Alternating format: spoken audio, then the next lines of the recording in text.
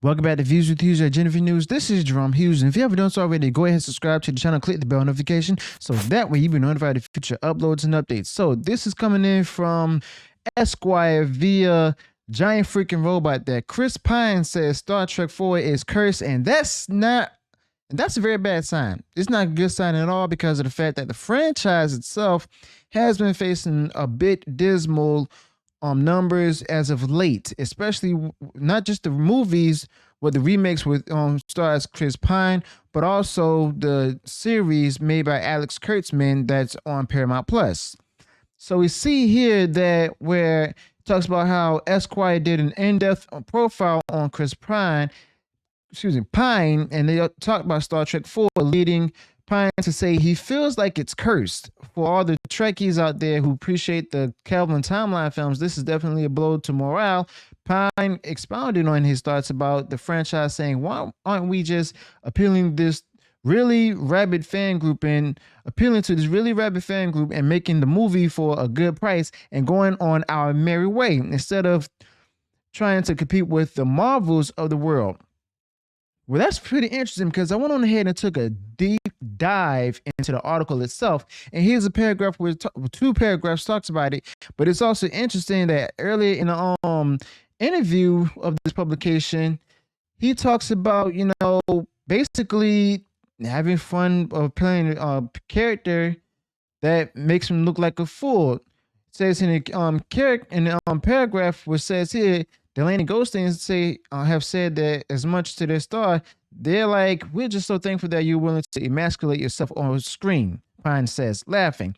I was like, guys, this is not the way to go about complimenting me, but he gets what they're saying. He enjoys being the comic relief, letting other actors have the slow-mo bad A moments. It's why he loved the goofy 80s fashion Ken doll makeover montage in the second Wonder Woman. I'm willfully emasculating myself because I don't give an S. If it makes me laugh, it makes me laugh. I love looking like a fool. So this is coming from Wonder Woman 1984, when he played the return of Trevor as the ghost. Okay. But back to the portion where it talks about Pine's first Star Trek came out a year after the first Iron Man Beyond was released in Star Trek Beyond was released in 2016 after Marvel's interlocking mega franchises had moved the goalposts for what constitutes a hit. Beyond's gross nearly $344 million globally. It was good money, but not Avengers good. I'm not sure Star Trek was ever built to do that kind of business, Pine says. I always thought, why aren't we just appealing to this really rabid fan group and making a movie for a good price and going on our merry way instead of trying to compete with the Marvels of the world? He like to spend more years as Kirk, but wouldn't be surprised if Beyond was the end of it. After the last one came out and it didn't do the $1 billion that everybody wanted it to do, and then Anton Yelkin, who played Chekhov, passed away. I don't know. It just seemed. He pauses, looks out the window at the view Star Trek Bart, and says down here he doesn't finish the thought, but a few minutes later suggests that the franchise feels like it's cursed. Interesting. It shouldn't be this hard to figure out how to do another Star Trek movie, yet it's taken 6 years. Pine and Crew's return to the screen was announced in February 2022. When I speak to producer J.J. Abrams by phone, the search for a director is ongoing. Abrams is elliptical about the film, even by J.J. Abrams standards. I will say it's the first time since the original reboot that we have a story that feels as compelling as the first one. So that's pretty interesting because of the fact that Chris Pine is basically saying something that people didn't even expect for him to say. Star Trek is now a curse. The franchise is a curse itself because of the fact that, not because of the fact that it's being rebooted, but simply the way that it's being done. It's being done in a manner where those who are Trekkies or fans of Star Trek are not enjoying it.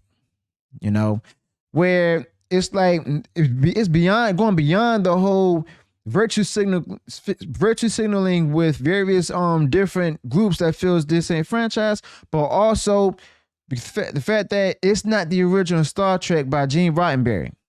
Okay, nothing like the Star Trek that they grew up on, they were familiar with either as kids or even as teenagers who were adults or who were those who were teenagers for Deep Space Nine during the 80s when it came out.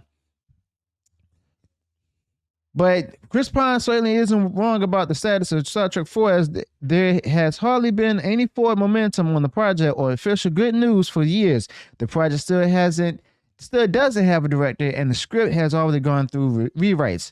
When your unreleased film has an entire Wikipedia page dedicated purely to the ongoing development of your movie, it's pretty safe to say it's in development limbo. In other words, pretty soon it's going to be on scrap. Done deal. Just no more. Okay. So what we have here is evidence of another franchise that's probably won't be rebooted in a while. It's just going to be deserted, disrupted, and probably passed on to somebody else. Not sure if it's someone who's going to do the franchise any justice. Not sure if they're going to make the fans happy, because the fact that matters is a number of them actually tuned out. Not only due to what the movies have done, the Star Trek movies by J.J. Abrams, but also Picard, as well as the series, it's a current series that's on Paramount Plus. But other than that, if they want to go ahead and redo it in a manner where it can actually please the people who are Trekkies, they got a long way to go. So let me know your thoughts about this in the comments below. How do you feel about this? Do you agree with Chris Pine? Are you surprised that he actually said this about it? Do you think they should be rebooted again, or should it just be ended and no more? Let me know your thoughts about this in the comments below. Also, let me know what went wrong in the video, and be sure to provide any additional thoughts to what was shared in the video, including things that hasn't been expanded upon. Also, if you enjoy what I shared in this video in the commentary, go ahead and smash the like button and share it far wide across social media. And if you haven't done so already and you enjoyed all the content on my channel, go ahead and smash that subscribe button and click the bell notification, so that way you'll be notified of future uploads and updates. Until then, peace.